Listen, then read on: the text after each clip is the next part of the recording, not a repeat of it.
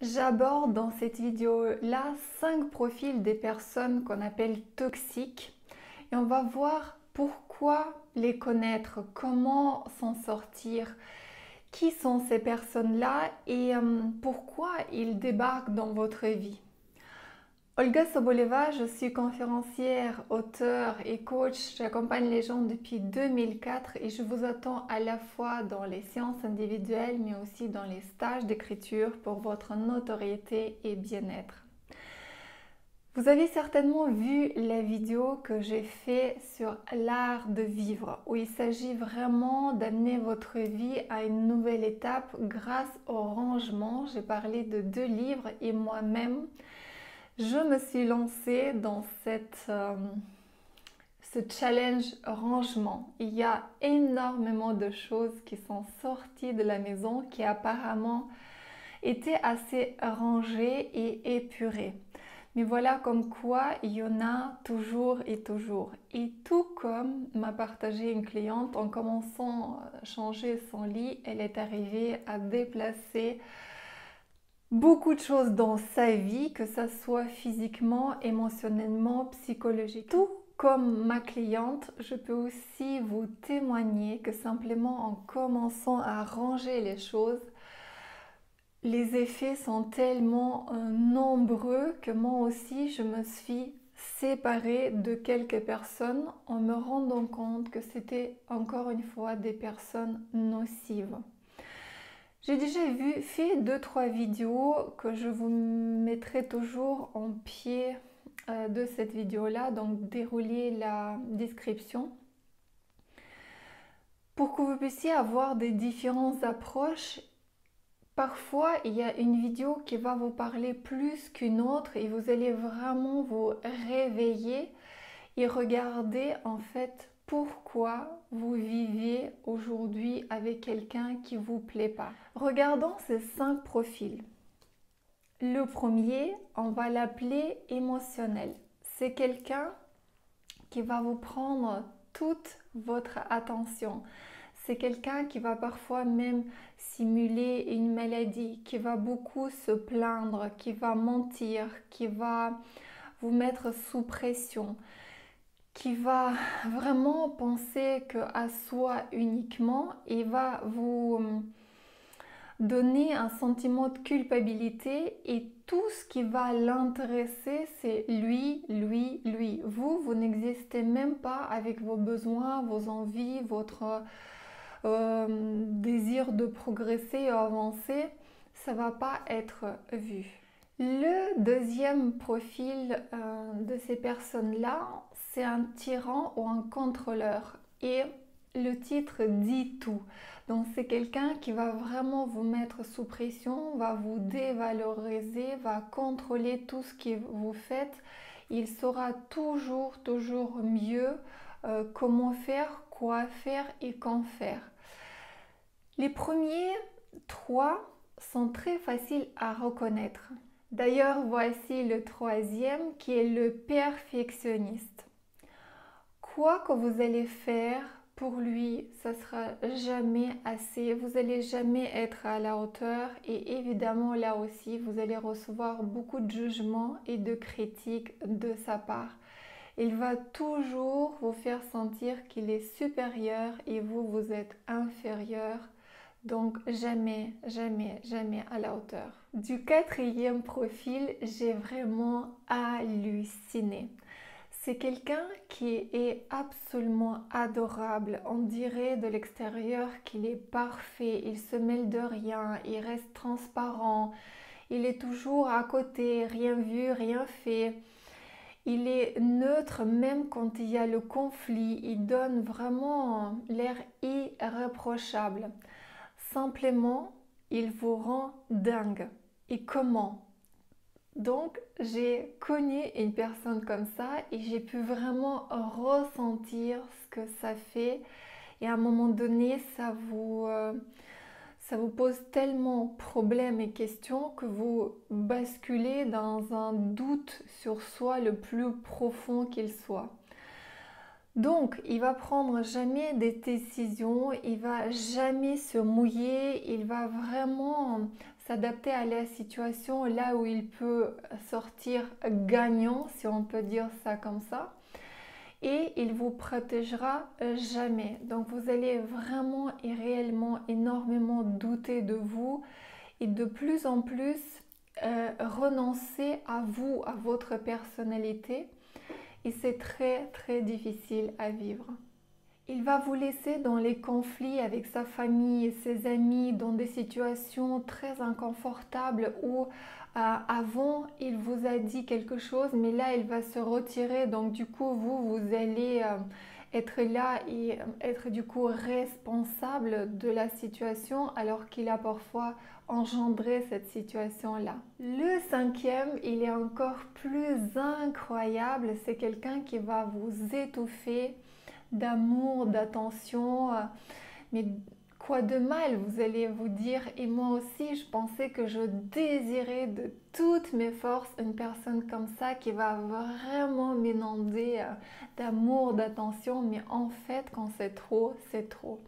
C'est quelqu'un qui va pas respecter vos limites de temps, d'énergie, de corps et d'espace, qui va rentrer dans la salle de bain même si la porte est fermée en comprenant même pas que c'est une sorte de violence, qui va prendre des choses dans votre sac à main, regarder votre téléphone, l'ordinateur en comprenant même pas ce serait quoi le problème, qui va vous toucher même dans les moments où vous avez envie d'être tranquille, vous, avec vous-même. Donc il a vraiment pas, il fait pas exprès évidemment, mais il n'a pas cette sensation de limite de temps, d'espace. Et pour lui, dans son monde, il veut absolument bien faire et il est à fond là-dedans. C'est une personne qui va vous faire sentir aussi de la jalousie, une possession, que vous êtes vraiment à lui uniquement ou à elle.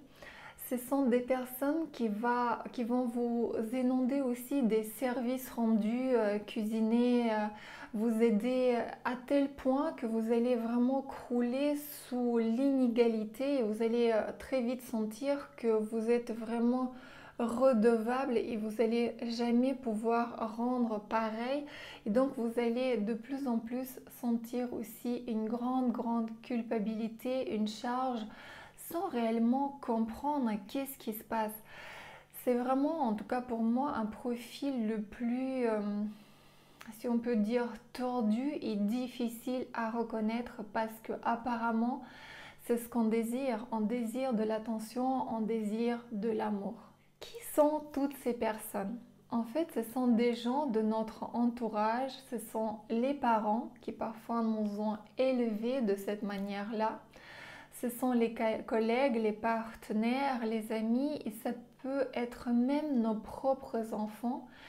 Et c'est du coup avec eux, même si on les a fait naître, grandir, qu'on va avoir vraiment des difficultés à s'entendre. Ça peut être une personnalité qu'on a du coup forgée, élevée, ou bien ça peut être héréditaire, ou bien si votre enfant était sensible déjà à la base et qu'il a vécu éventuellement un déménagement qui était violent pour lui ou un divorce qu'il n'a vraiment pas compris, qu'on n'a pas pris le temps d'expliquer et de soigner, ça peut donner ces profils qui sont, comme on a dit, toxiques. Ce sont des personnes qui ne se rendent pas compte.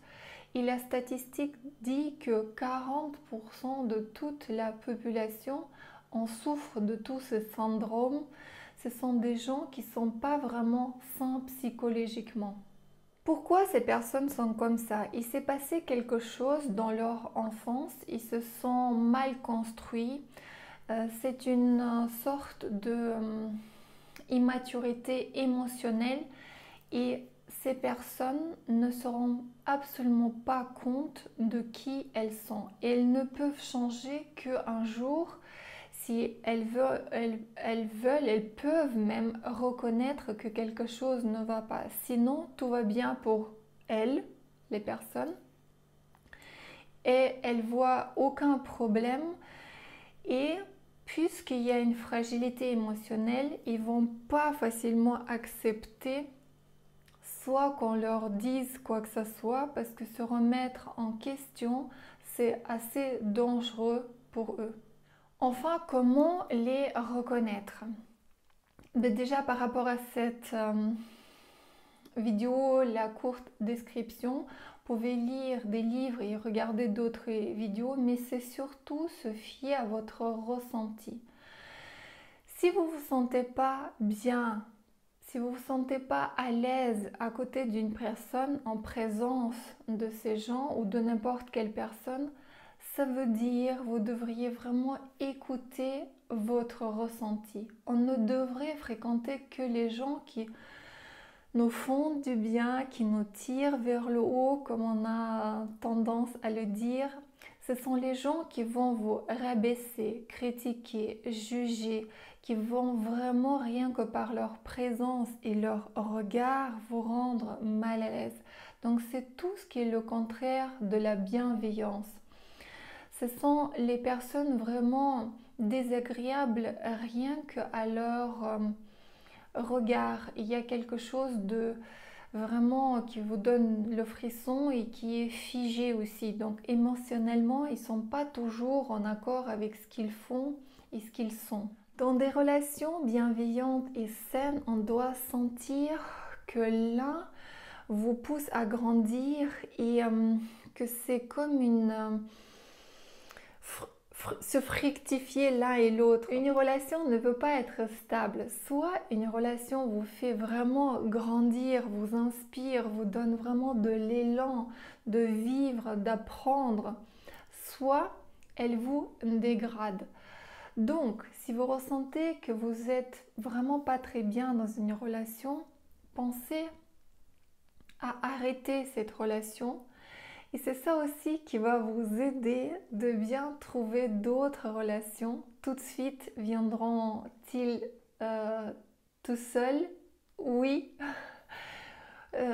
Ça se passe d'une manière quasi magique. Quand vous renoncez à quelque chose qui pollue votre vie, il y a du nouveau qui vient parce que l'univers n'aime pas le vide et donc il va vous le combler, remplir si évidemment vous le désirez. Si vous êtes entouré des personnes comme ça et d'une personne, il y a deux solutions. Soit de partir, ce qui est nécessaire si vous êtes vraiment très proche de ces personnes-là, donc vraiment prendre de la distance. Mais vous devez préparer votre départ et le faire étape par étape, ne pas vous mettre en danger. Si ce n'est pas possible de partir parce que c'est une personne de votre entourage qui est une collègue, un parent, etc., c'est déjà génial de réduire la fréquentation, se tenir qu'au fait avec cette personne-là, donc ne pas parler des choses émotionnelles, mais voilà ce qui est fait, ce qui doit être fait, ce que nous allons décider, etc. Donc c'est assez facile de ramener cette relation purement sur un plan technique, si on peut dire. Et quand la personne déraille, changez de sujet et la personne n'arrive pas du coup à vous suivre et vous manipuler. Évidemment, la chose la plus importante à faire, c'est travailler votre estime de vous. Et à ce moment-là, vous devenez dangereux pour ces personnes-là parce qu'ils ne peuvent plus vous manipuler, vous utiliser et d'être en fait nuisibles. Et du coup, ils partiront, ils vont vous fuir, vous. Donc, vous pouvez réellement inverser le processus. Et je l'ai déjà vécu, réalisé. Ça fonctionne très très bien et vous pouvez le faire assez rapidement. Likez cette vidéo, partagez-la et laissez un commentaire pour que je puisse savoir si vous avez rencontré des situations et comment vous êtes sortis. Olga Soboleva, j'étais ravie de vous parler et je vous attends dans les séances individuelles ou bien dans les stages d'écriture. À très vite.